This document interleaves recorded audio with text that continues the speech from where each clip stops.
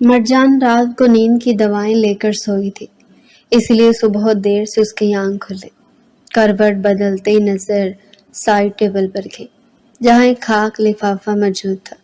وہ چونک کر اٹھ بیٹھی، لفافہ کھول کر ذرا سا ایک کاغذ باہر نکالا تھا کہ کاغذ پر لکھے کچھ لفظوں نے اس کے ہوش اڑائے تھے۔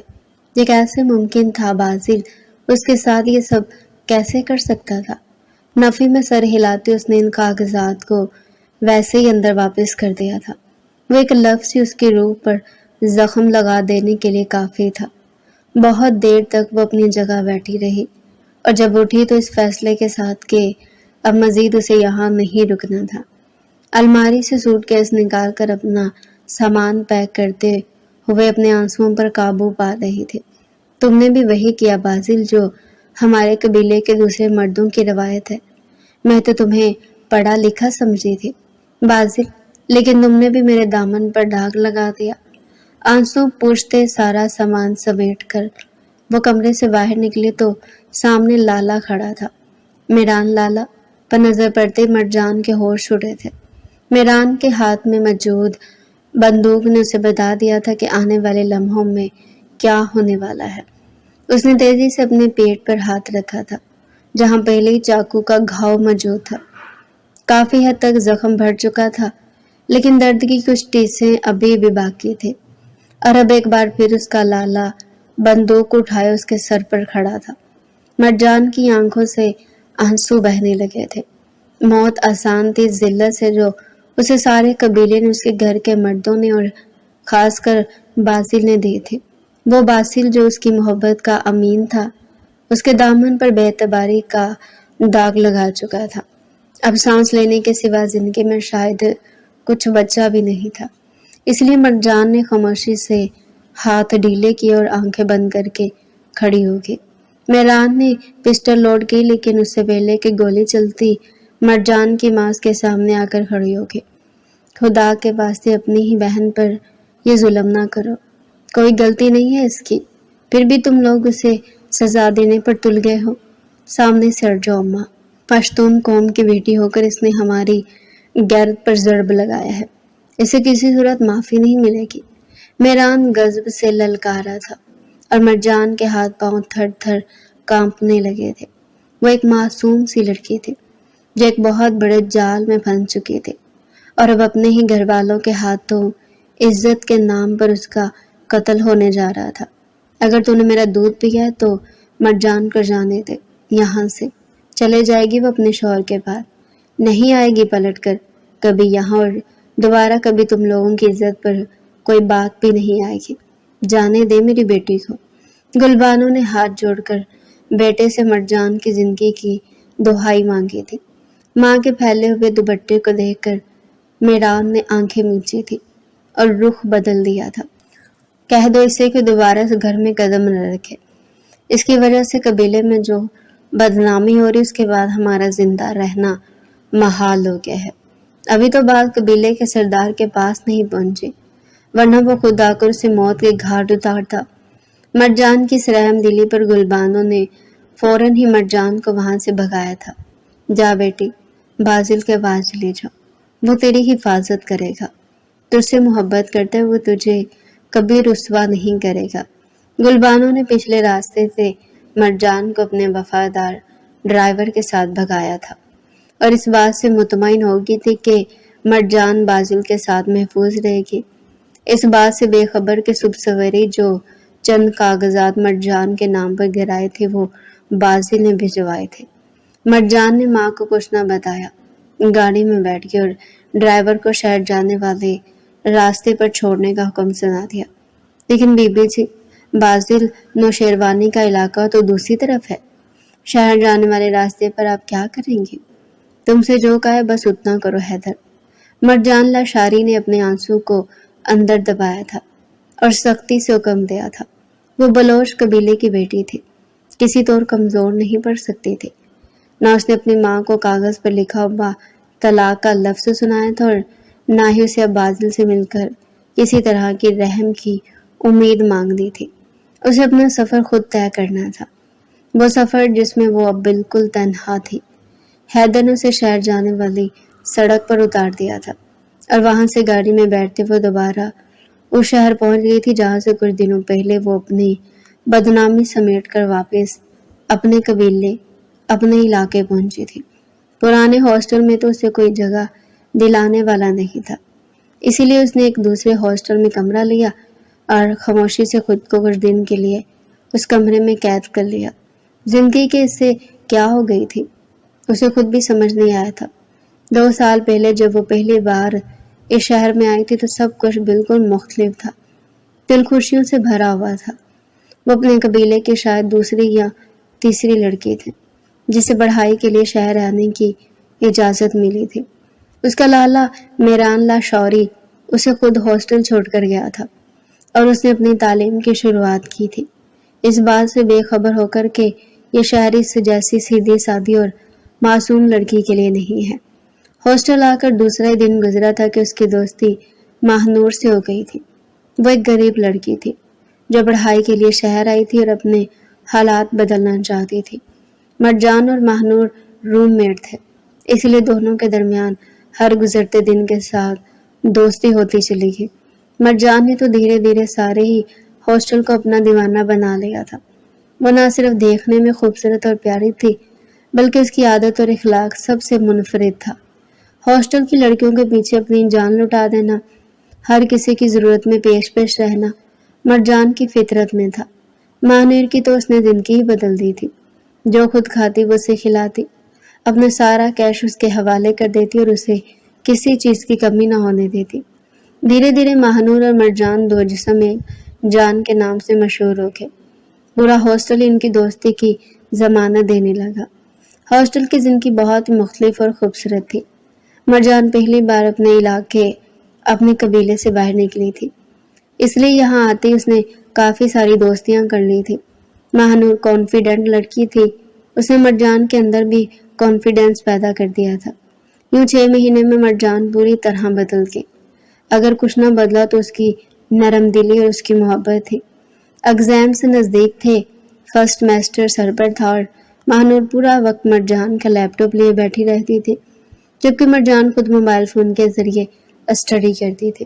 اس بات پر کالج کی لڑکیاں اکثر اس کا مذاق بھی اڑاتی کہ ایک دن ماہنور ٹاپ کر لے گی اور مرجان اس کی محبت میں فیل ہو جائے گی۔ یہ سن کر مرجان مسکرا دیتی، لیکن اس نے کبھی ماہنور کو کسی چیز کے لیے نہ روکا، موبائل فون دینا ہو یا کیش، لیپ ٹاپ دینا ہو یا پھر اپنی کوئی سونے کی چیز، وہ بے دھڑک سب کچھ ماہنور پر لٹا دیتی۔ ایسے پہلا سیمسٹر مکمل ہوا اور ان کی چھٹیاں پڑ گئی۔ 20 دن کی چھٹیاں تھیں۔ ماہنور اپنے گھر چلی گئی اور مرجان ہاسٹل میں رہ گئی۔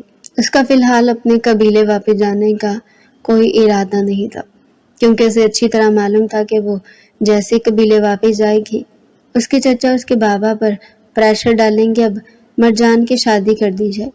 ہمارے قبیلے کی لڑکیاں کہاں تعلیم حاصل کرتی ہیں؟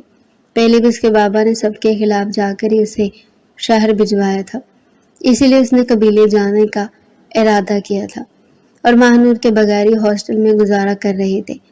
ہاسٹل کے چوکیدار سے لے کر مالی تک اس کی ہر کسی سے اچھی بات چیت تھی۔ تقریباً ساری لڑکیاں اپنے گھروں کو جا چکی تھی، ہاسٹل خالی تھا۔ ویسے ہی لان میں اکیلی بیٹھی تھی جب مالی اس کے پاس آ گیا۔ مرجان بی بی، ایک بات کہنی ہے آپ سے، میری بیٹی کی شادی میں بہت پریشان ہوں، کیا آپ کچھ مدد کر سکتی ہیں؟ مالی بابا کی بات سنتے مرجان کا دل فوراً پسیج گیا۔ پیسے کی کوئی کمی نہیں تھی، وہ زمیندار گھرانے سے تھی۔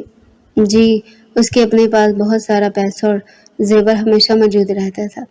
اس نے جلدی سے اپنے گلے کی سونے کی موٹی چین اتاری اور مالی بابا کے ہاتھ میں رکھ دی۔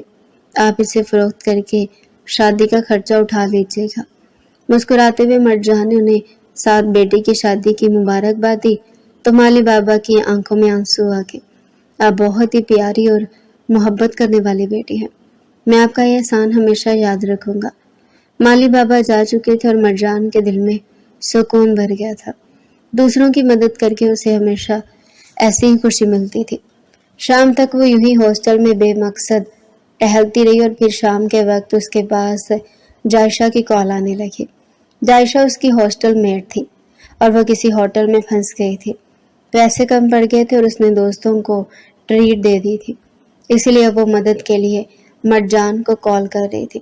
پلیز مرجان، مجھے کچھ پیسے ٹرانسفر کر دو۔ جائشہ کا میسیج پڑھ کر مرجان نے پیسے ٹرانسفر کرنے کی کوشش کی، لیکن صبح سے سروس ٹھیک نہیں تھی، اس لیے پیسے ٹرانسفر نہیں ہوئے۔ تو وہیں رکو، میں آتی ہوں، کریڈٹ کارڈ سے پیمنٹ کر دوں گی۔ مرجان نے اسے میسیج کیا اور پھر ہاسٹل سے ہوٹل پہنچ گئے۔ زیادہ دور کا فاصلہ نہیں تھا، اس لیے اس نے جائشہ کو اطمینان دلا دیا تھا۔ ہوٹل میں داخل ہوتے اسے جائشہ نظر آ گئی تھی۔ اس نے میسیج کر کے جائشہ کو سمجھا دیا کہ وہ ڈائریکٹ کاؤنٹر پر بل پے کر کے چلی جائے گی، تاکہ اس کی فرینڈ کے سامنے اس کی عزت پر کوئی آنچ نہ آئے، اور وہ کاؤنٹر کی طرف بڑھنے لگی۔ لیکن اسی وقت اس کے کانوں میں کچھ جملے پڑے اور وہ ٹھٹک کر رک گئے۔ سفید کڑک شلوار قمیض، اونچی پشت والی چپل، سر پر بلوچی پگ، دونوں اپنی پہچان میں نمایاں تھے۔ ان کے انداز سے صاف پتہ چلتا تھا کہ وہ کسی عزت دار بلوچ خاندان سے تعلق رکھتے ہیں، لیکن اس وقت ان کی نظروں میں اضطراب اور بے چینی تھی۔ ان کا والیٹ شاید کہیں رہ گیا تھا یا گم ہو چکا تھا، اور وہ اپنے مہمانوں کو کھانے کے لیے بیٹھا چکے تھے۔ پیسے دینے کا وقت آیا تو دونوں کی خاموشی ان کی عزت پر گرا گزر رہی تھی۔ بلوچوں کے لیے مہمانوں کا بل نہ ادا کر پانا ذلت سے کم نہیں ہوتا، اور یہ ذلت ان کے لیے موت سے زیادہ بدتر ہوتی ہے۔ یار، والیٹ گھر رہ گیا، مہمان بیٹھے، آج تو عزت کا جنازہ اٹھے گا۔ ان لفظوں پر مرجان کے قدم تھم گئے۔ اس نے گہری نظر ان دونوں پر ڈالی اور اسے احساس ہو گیا کہ وہ دونوں اس وقت کے اس مشکل لمحے سے گزر رہے ہیں۔ بنا کچھ کہے وہ بس سیدھی کاؤنٹر کی طرف بڑھی، اپنے پرس سے کارڈ نکالا اور بلا تاخیر خاموشی سے پہلے جائشہ کا بل ادا کیا، اور پھر ان دونوں لڑکوں والی ٹیبل کی طرف اشارہ کرتے ساتھ ان کا بل بھی پوچھا۔ میڈم، 25,000 کا بل ہے، کاؤنٹر لیڈی نے مؤدب انداز میں جواب دیا، اور مرجان نے بنا سوچے سمجھے وہ 25,000 روپے کا بل بھی ادا کر دیا۔ اس کے چہرے پر کوئی فخر، کوئی وضاحت یا کوئی سوال نہ تھا، جیسے اس نے کوئی عام سا کام کیا ہو۔ وہ بس مدد کرنا چاہتی تھی، اسی لیے پیسوں کی ادائیگی کے بعد وہ خاموشی سے دروازے کی طرف واپس بڑھنے لگی تھی، جب استقبالیہ پر موجود ویٹر نے دونوں نوجوانوں کو مخاطب کیا۔ سر، آپ کا بل ہو گیا ہے، وہ خاتون دیکھی۔ دونوں لمحہ بھر کو ساکت ہو گئے، جیسے غیرت کا بوجھ یکدم کندھوں پر بڑھ گیا ہو۔ ایک نے دوسرے کی طرف دیکھا، پھر وہی جس کے چہرے پر پہلے ہی غرور کی پرچھائیاں تھی، تیز قدموں سے مرجان کے پیچھے گیا، اس کے سامنے جا کر رکا، چہرہ سخت، آنکھیں تلخ اور آواز پتھریلی۔ آپ کون ہوتی ہیں ہمارا بل ادا کرنے والی؟ ہم بلوچ ہیں، اور ہماری غیرت کسی پر بوجھ نہیں ڈالتی۔ ہمیں معلوم ہے ہمارے دشمن کم نہیں، ہم یہ بھی سمجھتے ہیں کہ بعض اوقات دشمن احسان کی شکل میں وار کرتے ہیں۔ آپ کا یہ قدم کوئی سازش ہو سکتا ہے جس کا مقصد ہماری عزت کو زک دینا ہو۔ لڑکی نے ایک لمحے کے لیے گہری نظر سے اسے دیکھا، اس کی نگاہ میں کوئی ڈر، کوئی ندامت نہ تھی۔ وہ نرم لہجے میں بولے، میں نے انسانیت کے ناطے بل ادا کیا۔ میں نے سنا تھا آپ اپنے مہمانوں کے بل کی فکر میں پریشان ہیں۔ میں نے صرف ایک بلوچ کی غیرت کو بچانے میں ہاتھ بٹایا ہے، کیونکہ میرا اپنا تعلق بھی ایک بلوچی قبیلے سے ہے۔ اگر آپ کو یہ دشمنی لگتی ہے تو پھر آپ کی سوچ کا دائرہ بہت محدود ہے۔ اگر میری یہ مدد آپ کی غیرت پر تماچا ہے تو آپ مجھے یہ رقم بعد میں واپس کر سکتے ہیں۔ نرمی سے کہتے ہوئے مرجان نے اپنے ہاسٹل کا ایڈریس دیا تھا، اور یہ کہہ کر وہ دوبارہ مڑ گئی تھی۔ اس کے قدموں میں نہ کوئی جلدی تھی، نہ کوئی شرمندگی۔ پیچھے کھڑا لڑکا چند لمحے اسے جاتا دیکھتا رہا۔ وہ بازل نوشیروانی تھا، اپنے قبیلے کے سردار کا بیٹا، ایک عزت دار خاندان سے تعلق رکھنے والا غیرت مند مرد۔ بازل لالا، کیا ہوا، اس لڑکی نے بل کیوں دیا ہے؟ بازل کے چھوٹے بھائی دادشاہ نے حیرت سے پوچھا تھا۔ اس نے ہماری باتیں سن لی تھی۔ دادشاہ بلوچ قوم کی بیٹی ہے، اپنی قوم کی عزت رکھنا جانتی ہے۔ بازل کے لبوں پر مسکراہٹ ٹھہری تھی، اور دادشاہ نے اسے حیرت سے دیکھا تھا۔ اب ہم ایک لڑکی سے مدد لیں گے؟ نہیں دادشاہ، جلدی میں اسے اس کے پیسے لوٹا دوں گا۔ فی الحال ہماری پگڑی بچ گئی ہے۔ سوچو اگر قبیلے سے آئے مہمانوں کا بل ہم نہ ادا کر پاتے تو قبیلے میں کیا عزت رہ جاتی کہ قبیلے کے سردار کے بیٹے مہمانوں کو کھانا تک نہ کھلا سکے۔ بازل نے بھائی کے کاندھے پر ہاتھ رکھا اور مہمانوں کے پاس چلے گئے جو کسی کام سے شہر آئے تھے، اور میران شاہ نے انہیں اپنا مہمان بنایا تھا۔ مرجان پیسہ ادا کر کے واپس ہاسٹل آ گئی تھی۔ سارا وقت اسے اس بات پر غصہ آیا تھا کہ اس کی ہمدردی اور رحم دلی کو بازل نوشروانی نے شک کی نگاہوں سے دیکھا تھا۔ بلوچ قوم کی ویسے ایک یہی بات تھی کہ غیرت کے نام پر وہ کسی بھی حد تک جا سکتے تھے، اور اگر ان کی غیرت کو ذرا بھی ٹھیس پہنچتی تو وہ کسی کی جان بھی لے سکتے تھے۔ ہاسٹل آ کر اسے تھوڑی ہی دیر گزری تھی کہ جائشہ اس کے کمرے میں چلی آئی تھی۔ تھینک یو سو مچ مرجان، آج تم نے میری عزت رکھی ہے۔ یہ لو آدھے پیسے، باقی آدھے میں تمہیں ارینج کر کے دے دوں گی۔ مجھے پتا نہیں تھا کہ میں اپنی برتھ ڈے پارٹی دینے کے لیے فرینڈز کو بلاؤں گی اور وہ لوگ اس قدر خرچہ کروا دیں گے۔ جائشہ شرمندہ ہو رہی تھی اور مرجان نے مسکرا کر وہ پیسے واپس کر دیے تھے۔ مجھے تو پتہ ہی نہیں تھا جائشہ تمہاری برتھ ڈے ہے۔ اس پیمنٹ کو تم میری طرف سے برتھ ڈے گفٹ سمجھ لو۔ تمہاری اور تمہاری دوستوں کی یہ ٹریٹ میری طرف سے ہوگی۔ 10,000 روپے کا بل تھا اور بڑی آسانی سے مرجان نے جائشہ پر بل چھوڑ دیا تھا۔ جائشہ نے مسکرا کر اسے گلے سے لگا لیا تھا۔ میں نے تم جیسی بے لوث اور محبت کرنے والی لڑکی آج تک نہیں دیکھی مرجان۔ مرجان کھل کر مسکرا دی تھی۔ اسے زندگی میں کبھی پیسوں کی تنگی نہیں دیکھی تھی، البتہ رشتوں کی محبت کی کمی ضرور تھی۔ بابا سارا وقت قبیلے کے کاموں میں مصروف رہتے، اس کے میران لالا کے پاس بھی وقت نہ ہونے کے برابر ہوتا۔ وہ اکلوتی بیٹی تھی، اس لیے تنہا ہی رہ گئی۔ اب یہاں ہاسٹل میں آ کر جب اتنی ساری لڑکیاں ملی تو اس نے سب کو ہی بہن مان لیا۔ چھٹیوں کے دن بڑی سست رفتاری سے گزر رہے تھے۔ مرجان کو بار بار ماہنور کی یاد ستا رہی تھی۔ ماہنور کے آنے میں ابھی 1 ہفتہ اور باقی تھا۔ اس نے سوچا کہ وہ بھی کچھ دن اب قبیلے واپس چلی جاتی ہے تاکہ ماں سے ملاقات ہو سکے، لیکن اسی دن ہاسٹل کے دروازے پر بازل نوشروانی اسے تلاش کرتا چلا آیا۔ بازل کے نام پر وہ ہاسٹل کے دروازے پر پہنچی تو بازل نے سینے پر ہاتھ رکھتے اسے سلام کیا تھا۔ نظروں میں احترام تھا اور ہاتھ میں وہ رقم جو اس دن مرجان نے ہوٹل میں ادا کی تھی۔ آئی ایم ریئلی سوری کہ میں یہاں آنے میں لیٹ ہو گیا۔ دراصل کچھ پولیٹیکل ایشوز کی وجہ سے میں آج کل بہت بیزی ہوں، اور میں چاہتا تھا کہ یہ پیسے آپ کو خود شکریہ کے ساتھ واپس ادا کروں۔ بازل کے لہجے میں وہ سختی آج بالکل نہیں تھی جو اس دن مرجان نے محسوس کیے تھے۔ خاموشی سے ہاتھ بڑھاتے مرجان نے وہ پیسے لیے تھے اور ساتھ ہی مالی بابا کو آواز لگائی تھی۔ مالی بابا اس کی آواز پر دوڑے چلے آئے۔ مرجان نے وہ پیسے ان کے ہاتھ پر رکھ دیے۔ آپ کی بیٹی کی شادی میں کام آئیں گے۔ وہ دھیمے سے مسکرائی تو مالی بابا نے اسے ڈھیروں دعائیں دے دی، جبکہ بازل کی آنکھیں حیرت سے کھل گئی۔ یہ ایک ایسی لڑکی تھی جس کے لیے پیسے کی کوئی اہمیت ہی نہیں تھی۔ وہ واپسی کے لیے پلٹنے لگی تب بازل اسے روک لیا۔ آپ کس جگہ سے تعلق رکھتی ہیں؟ کس علاقے سے؟ اس کے بارے میں جاننا چاہتا تھا۔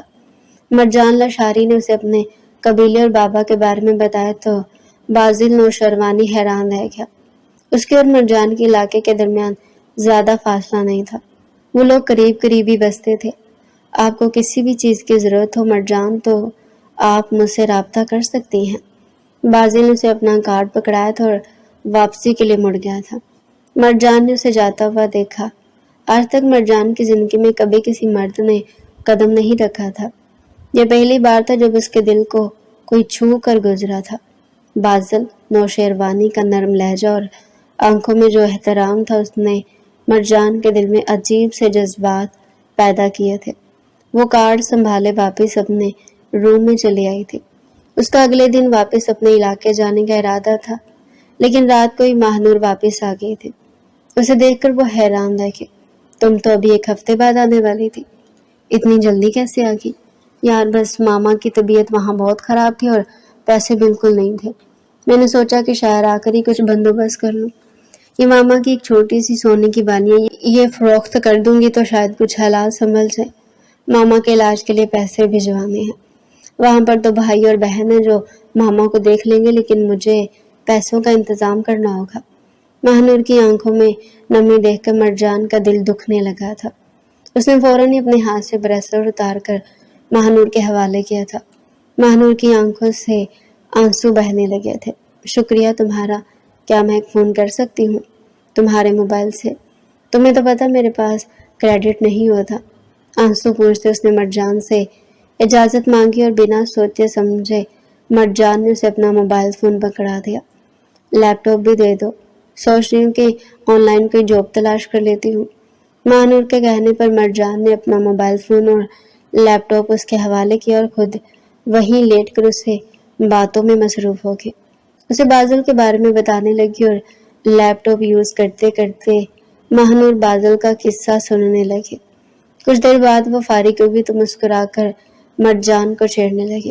تو میرے پیچھے تم محبت کے گل کھلا رہی ہو؟ نہیں یار، ایسی کوئی بات نہیں۔ تمہیں تو پتہ ہم قبیلے سے باہر شادی نہیں کرتے، بلوچ ہیں تو اپنے رسم و رواج کو سنبھال کر رکھتے ہیں۔ ہاں مگر تمہیں تو کہہ رہی ہو کہ بازل نوشروانی بھی بلوچ ہے، پھر تو کوئی مسئلہ نہیں ہوگا۔ مہنور کی بات پر مرجان کی مسکراہٹ گہری ہو گئی، جیسے یہ بات اسے اچھی لگی ہو۔ وہ خود بھی اپنے بدلتے ہوئے جذبات پر حیران تھے۔ مہنور نے اپنے گھر پیسے بھجوا دیے تھے، وہ مطمئن ہو گئی تھی۔ اگلے سیمسٹر کے لیے تیاری شروع ہو چکی تھی اور انہی دنوں یونیورسٹی میں ایک بار پھر مرجان کی ملاقات بازل سے ہوئی تھی، جو اپنے چھوٹے بھائی دادشاہ کے لیے آیا ہوا تھا۔ بازل نے اسے دیکھتے ہی سلام کیا اور دونوں کے درمیان تھوڑی بہت بات چیت ہوئی۔ بازل کو یہ لڑکی اچھی لگی تھی، جو نہ صرف اس کی قوم کی تھی بلکہ پڑھائی کرتے ہوئے بھی اس نے شرم و حیا کا پاس نہیں چھوڑا تھا۔ اپنی بلوچی شال میں وہ سر سے پاؤں تک پوری طرح ڈھپی ہوئی نظر آتی، چہرے پر معصومیت اور حیا کا پہرا تھا۔ بازل کو اپنے لیے ایسی بیوی چاہیے تھی، لیکن وہ محبت کو لفظوں سے ظاہر کرنے کے بجائے عمل سے ثابت کرنے کا قائل تھا۔ اسی لیے اس نے سوچ لیا تھا کہ وہ اپنے بابا سے بات کرے گا اور مرجان کے گھر رشتہ بھیجے گا۔ سرسری سی ہونے والی یہ ملاقاتوں نے اس کے دل میں مرجان کے لیے محبت بھر دی تھی، لیکن وہ اپنے خاندانی وقار کو لفظی محبتوں کے ذریعے برباد نہیں کرنا چاہتا تھا، اسی لیے وہ واپس اپنے قبیلے لوٹ گیا تھا۔ مرجان کا سیمسٹر شروع ہو گیا تھا۔ ایک بار پھر اس کا لیپ ٹاپ اور موبائل فون اسے کہیں زیادہ مہنور کے استعمال میں تھا۔ پڑھائی شروع ہوئی تو وقت بھی تیزی سے گزرتا چلا گیا اور پھر جب سیمسٹر پورا ہونے کے بعد مرجان واپس چھٹیوں پر اپنے گھر گئی تو اسے پتہ چلا کہ اس کے لیے رشتہ آیا ہوا ہے اور اس کے بابا بس ہاں کرنے والے ہیں۔ وہ جو پڑھائی کی شوقین تھی اس بات پر کچھ پریشان ہوگی۔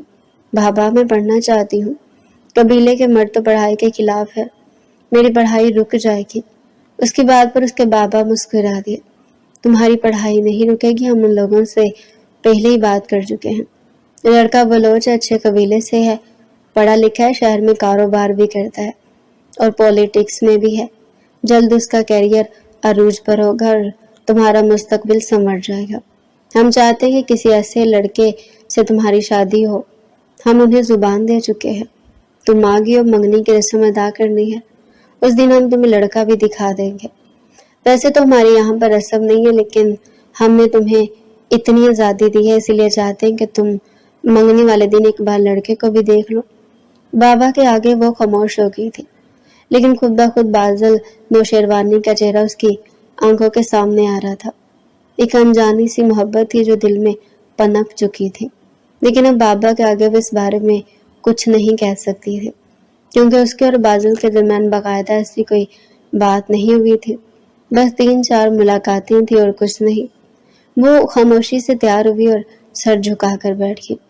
قبیلے کے مردوں کے آگے اپنی کوئی بھی بات رکھنا بہت ہی مشکل تھا، اور پھر وہ بھی اس وقت جب بازل نوشیروانی کے ساتھ نہ کوئی وعدہ وفا ہوا تھا اور نہ ہی کوئی عہد و پیمان۔ کچھ دیر بعد اسے لاؤنج میں بلایا گیا، وہ سر جھکائے بیٹھی رہی۔ کسی عورت نے ہاتھ میں انگوٹھی پہنائی، سر پر دوپٹہ ڈالا اور اسے مٹھائی کھلاتے ہوئے باقاعدہ اعلان کیا سے ہماری پیاری مرجان بیٹی ہمارے بازل کے نام سے منسوب ہے، اب یہ ہمارے بازل کی عزت ہے اور ہم چاہتے ہیں کہ اس منگنی کی تقریب کو نکاح میں بدل دیا جائے، اور جب مرجان بیٹی کی پڑھائی مکمل ہوگی تو رخصتی بھی ہو جائے گی۔ بازل کے نام پر مرجان چونکی ضرور تھی، لیکن اس نے نظر اٹھا کر اوپر نہ دیکھا تھا۔ شرم و حیا اس میں لپٹی وہ نظریں جھکائے ہی بیٹھی تھی۔ ضروری تو نہیں تھا کہ وہ بازل نوشیروانی ہوتا۔ بازل نام تو ان کے اپنے قبیلے میں نہ جانے کتنے لوگ تھے۔ اس نے دل میں آتی سوچوں کو جھٹکا اور نکاح کے نام پر کچھ پریشان سی ہوگی۔ بڑوں کے درمیان کچھ بات چیت شروع ہوئی اور آخر میں یہ طے ہوا کہ اس کا ابھی اور اسی وقت بازل کے ساتھ نکاح ہو جائے گا۔ دل میں اپنے بازل کا خیال آیا اور آنکھوں میں نمی چمکنے لگی، لیکن وہ کچھ نہ بولے۔ اور پھر تھوڑی ہی دیر بعد قاضی صاحب نے آ کر نکاح پڑھانا شروع کیا۔ مرجان لاشاری، آپ کو بازل نوشیروانی کے ساتھ نکاح قبول ہے؟ اسے پوچھے گئے سوال نے اس کے ہوش اڑائے تھے۔ وہ صرف بازل نہیں تھا بلکہ بازل نوشیروانی تھا۔ کیا یہ وہی بازل تھا جس کے خواب اس نے اپنی آنکھوں میں سجانے شروع کیے تھے؟ چند آنسو ٹوٹ کر آنکھوں سے گرے، اس نے نکاح نامے پر دستخط کرتے اسے اندیکھے شخص کے نام اپنی زندگی لکھ دی۔ تھوڑی ہی دیر بعد لاؤنج میں اس لڑکے کو لایا گیا اور مرجان کے برابر بٹھا دیا گیا۔ مرجان نے نظر اٹھا کر دیکھا اور اس کی سانسیں تھم سی گئی۔ وہ کوئی اور نہیں، وہی بازل تھا جس کے بل کی ادائیگی اس نے ہوٹل میں کی تھی، جسے ہونے والی چند رسمی سی ملاقاتوں نے دل میں محبت جیسے جذبے کو جگایا تھا۔ مرجان کی نظریں یکدم جھک گئی، دل کسی انجانی خوشی سے دھڑکنے لگا تھا۔ بازل کے ہونٹوں پر خفیف سی مسکراہٹ تھی۔ وہ جانتا تھا مرجان ششدر ہے۔ اس نے آہستگی سے آگے جھک کر کہا، میں وعدہ کرتا ہوں تمہارے آنسو صرف خوشی کے ہوں گے مرجان، تمہارے درد کا مداوا میں بنوں گا۔ مرجان کی پلکیں لرزیں، مگر وہ کچھ نہ بولی۔ اس کی آنکھوں میں صرف خاموشی تھی، خاموشی جو سب کچھ کہہ گئی۔ کچھ دیر بازل یوں ہی اس کے پاس بیٹھا رہا اور پھر اس کے بعد اٹھ کر مردان خانے میں چلا گیا۔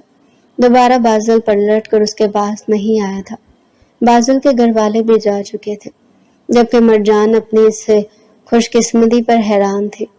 قسمت نے محبت یوں اس کے دروازے پر لا کر کھڑی کی تھی کہ اسے یقین بھی نہیں آیا تھا، ورنہ بچپن سے انہیں یہی سکھایا گیا تھا کہ محبت جیسا کوئی جذبہ نہیں ہوتا۔ عورت اسی کی ہوتی ہے جس کے حوالے خاندان کے مرد اسے کرتے ہیں، اور اسے جس مرد کے حوالے کیا گیا تھا وہی اس کی پہلی محبت تھا اور آخری بھی۔ کچھ دن اپنے گھر والوں کے ساتھ گزارنے کے بعد مرجان واپس ہاسٹل آئی تو اس نے ماہنور کو یہ خبر سنائی۔ ماہنور تو دنگ ہی رہ گئی تھی کہ اتنی اچانک سے اس کی دوست کا نکاح بھی ہو گیا تھا۔ ماہنور نے اسے مبارکباد بھی دی اور ٹریٹ کا وعدہ بھی لیا۔ ایک بار پھر پڑھائی کا سلسلہ شروع ہو گیا۔ مرجان کا لیپ ٹاپ اور موبائل زیادہ تر ماہنور کے پاس ہی رہتا۔ کبھی کبھار بازل رابطہ کرتا تو پہلی آواز ماہنور کی کانوں میں پڑتی، مرجان، ہر وقت تمہارا فون دوستوں کے پاس رہتا ہے کیا؟ تنگ آ کر وہ کبھی کبھار پوچھ لیتا اور مرجان بس مسکراتی اور کہتی کہ ماہنور میں میری زندگی ہے، وہ میری دوست کم اور بہن زیادہ ہے۔ بازل نے بھی کبھی اس معاملے میں زیادہ انٹرفیئر نہیں کیا تھا۔ وہ بہت کم ہی مرجان سے رابطہ کرتا تھا۔ وہ سطحی محبت کرنے والا مرد نہیں تھا۔ اس کے پاس بہت ساری ذمہ داریاں تھے۔ وہ اب قبیلے کا سردار بننے والا تھا۔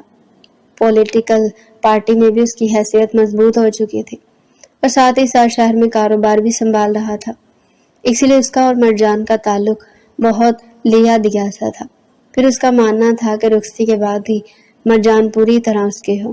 مرجان کو بھی اچھی طرح معلوم تھا کہ بازل اس کے کوئی رومانوی گفتگو کبھی نہیں کرے گا، اس لیے مرجان کے دل میں بھی ایسی کوئی خواہش نہیں تھی۔ البتہ ماہنور کبھی کبھی حیرت سے پوچھتی کہ تمہارا شوہر کتنا روڈ ہے نا، تمہیں کسی ڈیٹ پر لے جاتا ہے، نہ کوئی رومانٹک بات کرتا ہے، پھول تک تو بھیجتا نہیں ہے۔ اور اس بات پر بھی مرجان صرف مسکراتی رہ جاتی۔ وہ نہ صرف دل کی صاف تھی بلکہ بازل کے لیے اس کی محبت بھی کرسٹل کلیئر تھی۔ سیمیسٹر ختم ہونے کا تھا، سب کچھ بہت تیزی سے چل رہا تھا کہ ایک دن ماہنور اچانک ہی آنسو بہاتے ہوئے مرجان کے گلے سے لگی۔ کیا بات ہے ماہنور، کیا ہوا ہے؟ مرجان کے ہوش اڑے تھے۔ ماہنور کی آنکھوں میں آنسو دیکھنا اس کے لیے بہت ہی مشکل تھا۔ ماما کی طبیعت بہت خراب ہے، مجھے واپس جانا ہوگا۔ ماہنور کی بات پر مرجان کا منہ کھلا رہ گیا تھا۔ ابھی تو ایگزام سر پر آنے والے ہیں، تم کیسے جا سکتی ہو، وہ بھی پڑھائی چھوڑ کر؟ مرجان کو بہت زیادہ دکھ ہوا تھا۔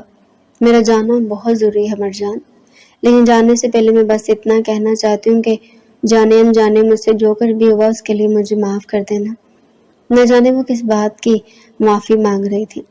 مرجان کو کچھ سمجھ نہ آیا۔ مرجان نے بس اسے اپنے گلے سے لگا لیا۔ تم کیوں پریشان ہو رہی ہو؟ تمہاری ماما ٹھیک ہو جائیں گی۔ تم کچھ دن ان کے پاس گزار کر واپس آ جاؤ۔ مرجان نے پرس کھول کر کچھ پیسے نکالے اور اس کے ہاتھ میں رکھ دیا۔ مانور نے ایک آخری نظر اس پر ڈالی اور اپنا سامان سمیٹ کر ہاسٹل سے چلی گئی۔ اس کے جانے کے بعد مرجان بالکل تنہا رہ گئی تھی۔ وہ خاموش تھی، بس پڑھائی میں مصروف تھی کہ 2 دن بعد اچانک ہی ہاسٹل میں ریڈ پڑی تھی۔ مرجان لاشاری کون ہے؟ پولیس انسپکٹر اسے ڈھونڈتی ہوئی اس کے کمرے کے دروازے پر آ گئی تھی۔ مرجان کے ہوش لیکن کسی کو نہیں پتا تھا کہ مرجان نے کیا کیا ہے۔ اسے پولیس وین میں ڈالا گیا اور پھر کسٹڈی میں لے جا کر بند کر دیا گیا۔ سلاخوں کے پیچھے کھڑی مرجان چیختی چلاتی رہ گئی، لیکن نہ ہی کسی پولیس والے نے اس سے کوئی بات کی اور نہ ہی اسے اس کا جرم بتایا گیا۔ رات ایسے ہی بیت گئی۔ ساری رات وہ تڑپتی سسکتی رہی، کبھی بھائی کا خیال آتا اور کبھی باپ کا۔ وہ لاشعوری قبیلے کی عزت تھی، بازل نوشیروانی کے منقوہ، اور اسے یوں جیل کی سلاخوں کے پیچھے ڈال کر ساری زندگی کے لیے زندہ درگور کر دیا گیا تھا۔ میرا جرم تو بتاؤ، میں نے کیا کیا ہے؟ وہ روتے روتے چیخنے چلانے لگی تھی۔ جرم بتائیں تمہارا بیوی؟ شرم نہیں آتی تمہیں؟ بڑی شرم و حیا والی عزت دار بنتی ہو، لڑکیوں کا کاروبار کرتی ہو، ان کی گندی برہنہ ویڈیوز فروخت کرتی ہو، غیر قانونی دھندے کرواتی ہو اور ہم سے پوچھتی ہو کہ میں نے کیا کیا ہے۔ پولیس والی کے جملوں نے اس کے ہوش اڑائے تھے۔ آپ کو کوئی غلط فہمی ہوئی ہے، میں نے ایسا کچھ نہیں کیا۔ میں لاشعوری قبیلے سے تعلق رکھتی ہوں، ایک امیر خاندان سے تعلق ہے میرا، میں یہ سب کچھ کیوں کروں گی؟ اس کی حالت پر پولیس والی کو ذرا رحم آیا تھا۔ دیکھو بی بی، تمہارے چیخنے چلانے سے کچھ نہیں ہوگا، انویسٹیگیشن چل رہی ہے، ہم چھان بین کر رہے ہیں، سب دودھ کا دودھ اور پانی کا پانی ہو جائے گا۔ تم خاموشی سے بیٹھ جاؤ، پلیز مجھے میرے بابا کو کال کرنے دے، مجھے فون چاہیے۔ مرجان کو لگ رہا تھا کہ ان سلاخوں میں اس کا دم گھٹ جائے گا۔ تمہارا فون اور لیپ ٹاپ ہماری کسٹڈی میں ہے، اگر تمہیں کسی کا نمبر یاد ہے تو بتا دو، میں پولیس اور اسٹیشن سے کال کروا دوں گی۔ پولیس والی کا رویہ تھوڑا نرم ہوا تھا، لیکن مرجان کو کسی کا نمبر یاد نہیں تھا۔ وہ سر پکڑ کر بیٹھ گئی۔ آج کل کے دور میں سب نمبر موبائل فون میں سیو ہوتے ہیں، اسی لیے اس نے کبھی کسی کا نمبر یاد کرنے کی کوشش ہی نہیں کی تھی۔ وہ یوں ہی گھٹنوں میں سر دیے ساری رات یہی سوچتی رہی تھی، کس طرح اپنے گھر والوں کو خبر کرتی کہ وہ کس مصیبت میں پھنسی تھی۔ کچھ سمجھ نہیں آ رہا تھا کہ کیا ہوگا، لیکن صبح کی پہلی کرن کے ساتھ اس کی زندگی میں بھی امید کی کرن آئی تھی۔ بازل کی آواز اس کے کانوں میں پڑی تھی، پریشان نہ ہو مرجان، میں تمہیں آزاد کروا لوں گا، لیکن مجھے بتاؤ کہ تمہارا موبائل فون اور تمہارا لیپ ٹاپ کون کون یوز کرتا تھا؟ بازل کو دیکھ کر وہ پھوٹ پھوٹ کر رونے لگی تھی۔ میرا موبائل تو ہاسٹل کی کچھ لڑکیاں یوز کرتی تھی، لیکن لیپ ٹاپ صرف اور صرف ماہنور استعمال کرتی تھی اور کوئی نہیں۔ لیکن وہ بری لڑکی نہیں تھی، اس نے کچھ غلط نہیں کیا ہوگا، یقیناً انہیں غلط فہمی ہوئی ہے۔ مرجان نے ماہنور کا دفاع کیا تھا اور بازل کے لبوں پر طنزیہ مسکراہٹ آ گئی تھی۔ ہاں، وہ بہت سیدھی سادی اور شریف تھی، اسی لیے اس نے تمہارا موبائل اور لیپ ٹاپ یوز کرتے ہوئے سارے غلط دھندے کیے ہیں، اور اب وہ تمہیں پھنسا کر غائب ہو چکی ہے۔ کہا تھا نا میں نے تمہیں، مت کیا کرو کسی پر اتنا اعتبار، منع بھی کیا تھا کہ اپنا فون مت دو کسی کو بھی۔ بازو کو مرجان کی اس قدر لاپرواہی پر غصہ آ رہا تھا کہ اسے یہ تک معلوم نہیں تھا کہ اس کی دوست نے اس کے لیپ ٹاپ اور موبائل کو یوز کرتے ہوئے اس کے ساتھ کتنا بڑا فراڈ کر دیا ہے۔ جتنے بھی غلط اور کالے کام تھے وہ سب کچھ مرجان لاشاری کے نام پر کیے گئے تھے۔ ہر جگہ اس نے مرجان لاشاری کا لیپ ٹاپ یوز کرتے ہوئے اسے پھنسایا تھا اور خود لاکھوں کروڑوں روپیہ کما کر غائب ہو چکی تھی۔ بازل کو بھی ہاسٹل کے مالی نے فون کر کے یہ سب کچھ بتایا تھا۔ جب بازل نے مرجان کو مالی کی مدد کرتے دیکھا تھا تو اسے پتا چلا تھا کہ مالی کی بیٹی کی شادی، اور اسی لیے بعد میں بازل نے اسے رابطہ کر کے خود بھی ذاتی طور پر اس کی مدد کی اور اپنا موبائل نمبر اس مالی کو دے دیا تھا۔ وہی نیکی بازل اور مرجان کے کام آئی تھی۔ اس مالی نے خود بازل کو فون کر کے بتایا تھا کہ مرجان کو پولیس والے لے کے ہیں، اور وہ فوراً ہی سب کچھ چھوڑ کر पुलिस स्टेशन पहुंच गया था और यहाँ आकर उसे सब कुछ अच्छे तरीके से समझ आ गया था कि मरजान को कैसे फंसाया गया है। बादल ने अपने सारे ताल्लुकात इस्तेमाल करते हुए मरजान को सुबह का उजाला फैलने से पहले ही पुलिस स्टेशन से निकलवाया था और दानिशा के जरिए उसे वापस उसके इलाके भिजवा दिया था ताकि वो वहाँ महफूज रह सके और खुद वो शहर में रहकर सारे मामले को पूरी तरह निपटाना चाहता था।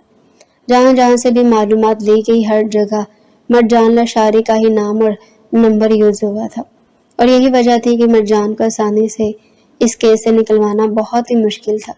लेकिन बादल में अपने सारे ताल्लुकात इस्तेमाल किए थे। मरजान अपने घर पहुंच चुकी थी। उसके वालिदैन हैरान थे कि वो एग्जाम्स के वक्त वापस घर क्यों आई है, लेकिन वो खामोश रही, किसी को कुछ ना बताया, क्योंकि बादल नहीं चाहता था कि ऐसी कोई भी बात उनके इलाके या कबीले में फैले। लेकिन हॉस्टल में एक और लड़की थी जो बादल के कबीले से ताल्लुक रखती थी और उसकी वजह से यह बात दोनों इलाकों में पूरी तरह फैल गई थी। मेहरान मस्जिद से नमाज पढ़कर निकल रहा था कि जब भी उसे एक आदमी ने रोका और पूछ लिया कि उसकी बहन ने कौन से काले काम किए हैं शहर में, और इस सवाल ने मेहरान को इस कदर गुस्सा दिलाया था कि उसने वही मस्जिद के बाहर उस आदमी को मारना पीटना शुरू कर दिया था।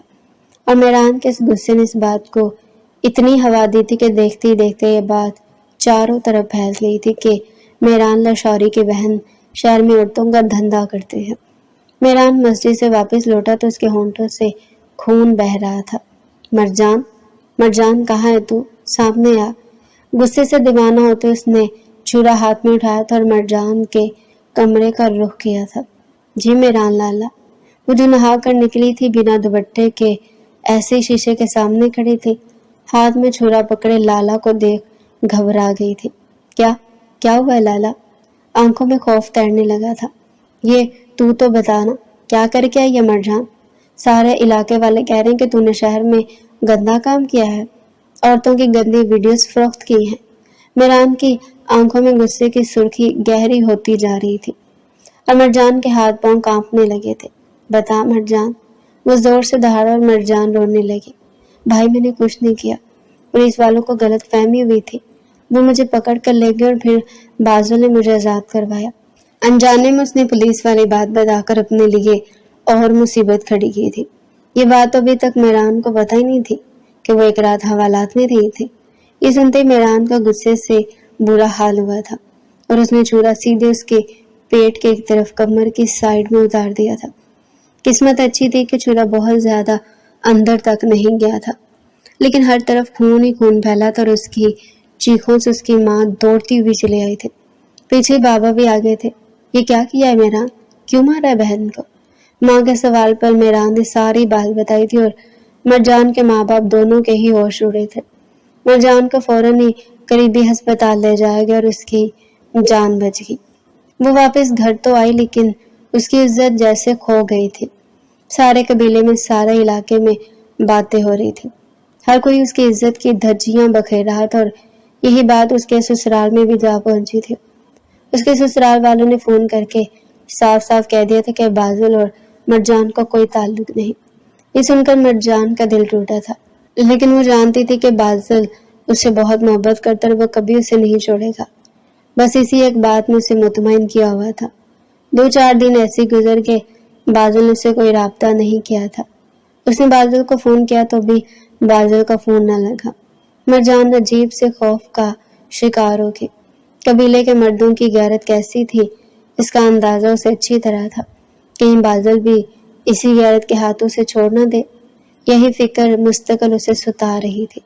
और फिर जब 5वें दिन वो सोकर उठी तो अपने सरहाने से वो कागज नजर आए जिनके ऊपर बड़े बड़े लफ्जों में तलाक लिखा था।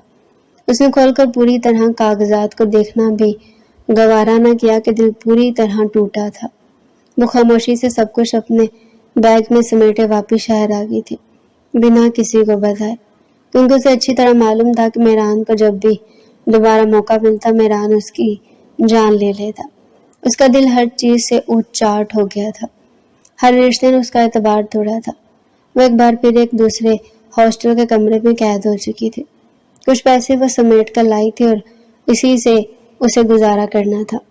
आंखों से बरसते आंसू थे कि खत्म ही नहीं होते थे, मगर अब उसे सेमेस्टर ज़ाया नहीं करना था। उसने अपने आप को छुपाया और जैसे तैसे अपनी पढ़ाई शुरू कर दी। दिन महीनों में गुजरते चले गए। 2 महीने उसने बड़ी मुश्किल से गुजारे और फिर 2 महीनों बाद सारे पैसे खत्म हो गए। उसका हाल बुरा हो गया।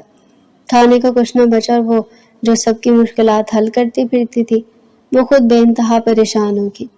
जब खाने के लिए एक निवाला भी न रहा और पेट में भूख सताने लगी तो न जाने किस ख्याल के तहत वो माली बाबा के पास चले गए। माली बाबा हॉस्टल के करीब ही रहते थे, इसलिए उसे उनका घर मालूम था। माली बाबा ने उसे देखा तो फौरन अंदर बुला लिया। उसके आगे खाना रखा और वो भूखों की तरह टूट कर खाना खाने लगे। कुछ देर ही गुजरी थी कि बादल माली बाबा के घर में दाखिल हुआ था। बादल को देखकर वो घबरा गई। माली बाबा की तरफ देखा तो वो सर झुकाकर बाहर निकल गए। बहुत खूब मर्जान बेगम, आपके लिए मैं हर मुहाज पर लड़ता रहा। कहाँ कहाँ से सबूत जमा नहीं किए आपको बेगुनाह साबित करवाने के लिए, और बिलाखिर आपकी दोस्त महानूर को पकड़कर पुलिस के हवाले करके उसे सजा भी दिलवा दी। लेकिन आप तो ऐसे गायब हुए जैसे गधे के सिर से सींग।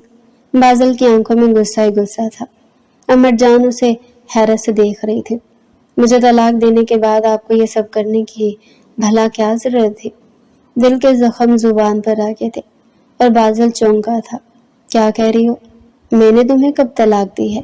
क्या आपने मुझे तलाक के कागजात नहीं भिजवाए थे? मुझे तो लगा था कि अब कबीले के दूसरे मर्दों की तरह गैरत के नाम पर मेरे साथ बुरा सलूक नहीं करेंगे। आप सच्चाई जानते थे। आपको मालूम था कि मैंने कुछ बुरा नहीं किया, लेकिन फिर भी आपने मेरे दामन पर तलाक का दाग लगा दिया। मैं खामोशी से गायब न होती तो क्या करती? मरजान ने रोते हुए अपना दुख कह सुनाया था और बादल बस उसे देखता ही रह गया था। तो आपको लगता है मैंने आपको तलाक दे दी है? मैंने पेपर्स भिजवाए थे आपको, लेकिन शायद आपने पढ़ना गवारा नहीं किया है मरजान बेगम। मैंने तलाक के सारे हकूक आपको मुंतकिल किए थे ताकि अगर मेरे माँ बाप मुझ पर प्रेशर डालें कि मैं आपको तलाक दे दूं तो मेरे पास ये हक ही ना हो। मैंने कानूनी तौर पर तलाक के सारे हकूक आपके नाम करके वो पेपर्स आपको भिजवाए थे ताकि आपको इस बात का तहफ़्फ़ुज़ मिल जाए कि मैं कभी भी आपको तलाक नहीं दूंगा। लेकिन आपने तो उन पेपर्स को पढ़ना भी गवारा नहीं किया और खुद यकीन कर लिया कि मैंने आपको तलाक दे दी है। अगर मुझे यही करना होता तो मैं आपको पुलिस और स्टेशन से ना छुड़वाता। दीवानों की तरह महानूर को तलाश करके उसे पुलिस के हवाले न करता। मैंने ना सिर्फ आपको बेगुनाह साबित किया बल्कि अपने और आपके रिश्ते को बचाने के लिए तलाक के तमाम हकूक आपके नाम किए हैं और आप मुझे ही छोड़कर फरार होगी। तंजिया मुस्कुराहट होंठों पर लिए बादल ने सर से पांव तक सहमी हुई मरजान को देखा था, जो शायद अपने कबीले के दूसरे मर्दों की वजह से बहुत ज्यादा गैर महफूज हो गई थी। मरजान की आंखों से आंसू बहने लगे। I am really sorry. मुझे लगा कि आपने मुझे तलाक दे दी है। वो बेख्तियार ही उठकर बादल के नजदीक चली आई थी। बादल ने ऐसे ही उसके बालों में हाथ फेरा था। मरजान, जानती हो तुम्हारा कसूर क्या है? तुम बहुत जज्बाती हो, बहुत जल्दी हर किसी पर एतबार कर लेती हो और बहुत जल्दी किसी को भी अपना समझ लेती हो। ये दुनिया इस काबिल नहीं है। महानूर ने तुम्हारी मोहब्बत और तुम्हारे एतबार का नाजायज फायदा उठाया। उसने तुम्हारे महरूमियों को महसूस किया और फिर बहन बनकर तुम्हारी पीठ पर वार कर दी। और मैं जो तुमसे बेइंतहा मोहब्बत करता हूँ, तुमने जज्बात में आकर मेरी इस मोहब्बत को जानते हुए भी खुद को तन्हा कर लिया। मुझसे बहुत दूर। तुम जानती भी हो मैंने तुम्हें कहाँ कहाँ तलाश नहीं किया। अगर आज तुम यहाँ ना आती तो शायद मैं आज भी तुम्हारी तलाश में शहर के किसी कोने में भटक रहा होता। मैं कबीले वालों को बता चुका हूँ कि तुम मेरी बीवी हो, मेरी इज्जत। तुमने ना कोई गलती की है ना कोई गुनाह, इसलिए अब कोई तुम्हें कुछ नहीं कहेगा।